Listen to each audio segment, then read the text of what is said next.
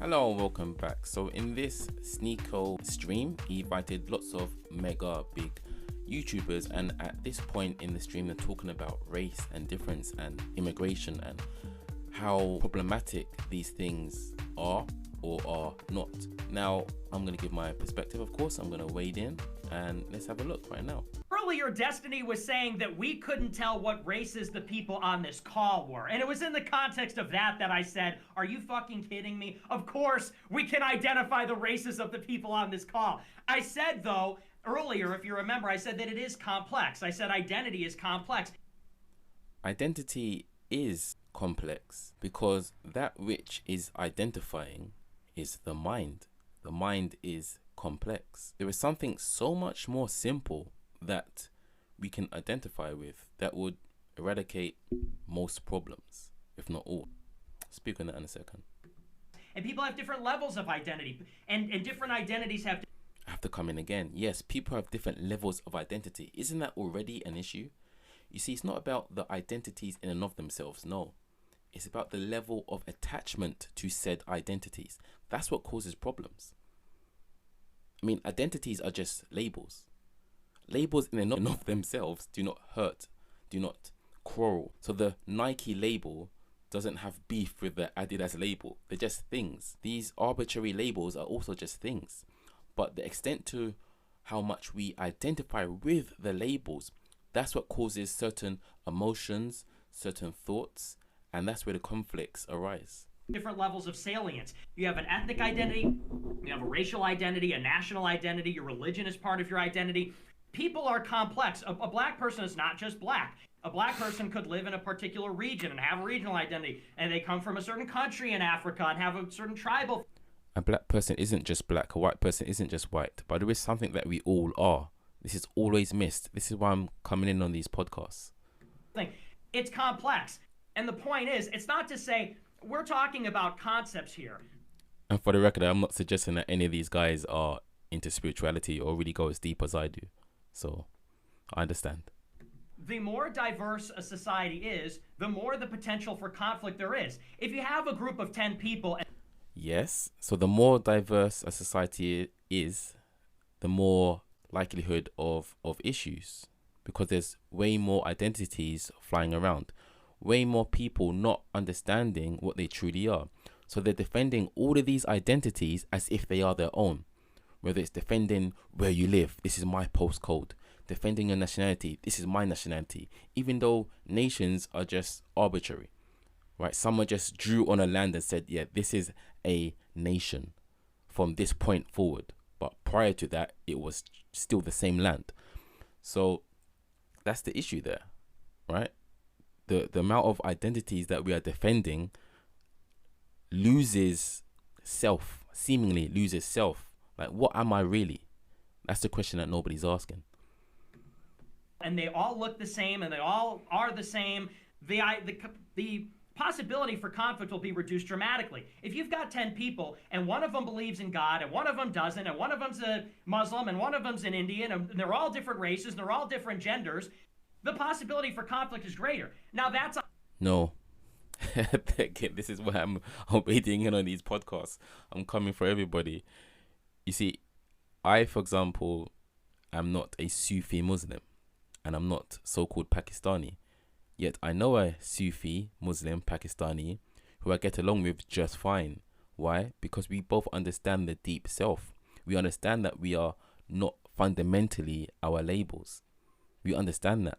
So when you have the perfect grounding, which is of self with a big S, knowing what you truly are, the identities sprinkled on top just become that, sprinkles. They just become these little angles, different perspectives that move the human being, the personhood. But we never get so tangled up in our identities that we lose the sense of fundamentally we are truly one. It's a hypothetical, and that's abstract, but that's to demonstrate the principle, which is that diversity, as a rule, leads to conflict. Difference... No, diversity as a rule doesn't lead to conflict.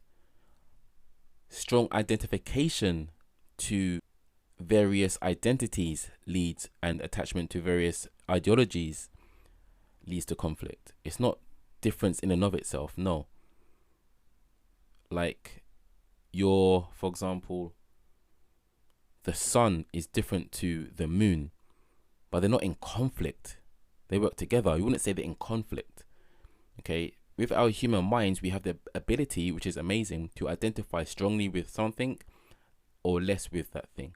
That's amazing that we have this kind of control. So it's down to, again, the degree of our identification to said difference. Because difference in and of itself is actually amazing.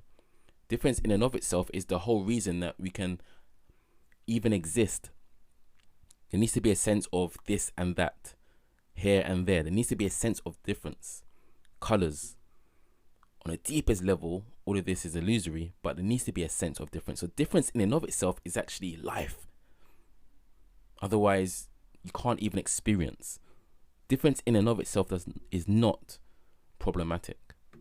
Leads to conflict. Now, if we understand that rule, then we can understand society, which is that not necessarily we should have no difference, because that would be boring and that then you don't have progress and things like that, but it is to...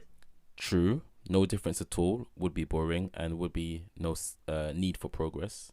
Say, is it a good idea to import 30 million immigrants in 30 years? No. Probably not. So 2 points. So importing 30 million immigrants in 30 years, did he say? So obviously it depends on the reason for the immigration, first and foremost.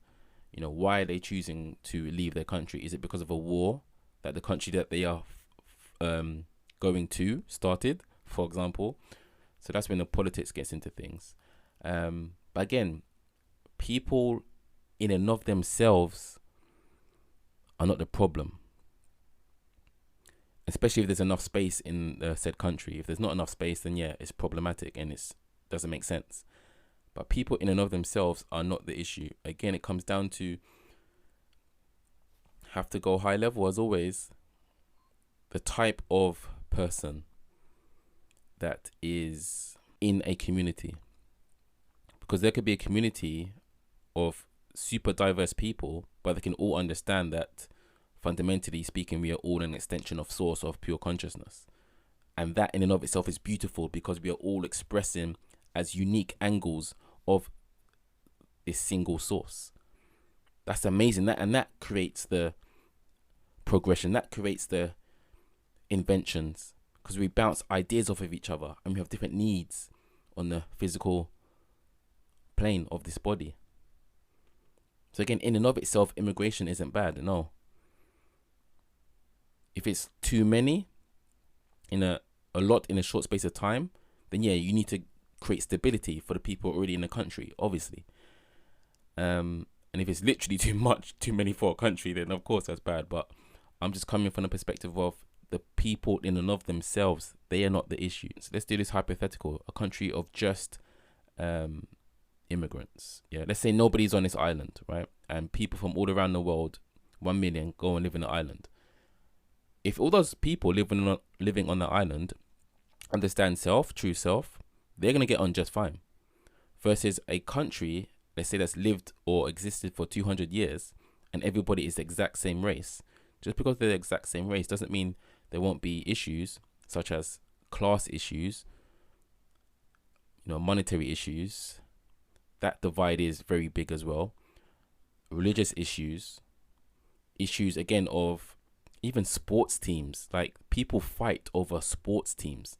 It could be a white person and a white person literally kicking the crap out of each other because their sports team won, or because they dissed the other person based on his identification with his sports team. Right? But if they understood, again, the deep self, they would understand that the joke, the game, the pleasure of existence itself, of experiencing itself, and they wouldn't take things so damn seriously. Okay, so it always comes down to the degree to how much one is identifying with their identities that are arbitrary. The only thing that is truly real is that which does not change. As some of you know, my definition for truth with a capital T is that which does not change. And the only thing, my friends, is your true self, pure, infinite consciousness. It takes, of course, a journey to understand what you truly are, and that's the paradox of life. But you can come to see that's what you are. Because diversity, difference, is actually the essence of experiencing itself. And experiencing itself is a gift. It's beautiful. It's amazing. Thank you for watching, and I'll see you in the next one. Take care, my fellow expressions of consciousness.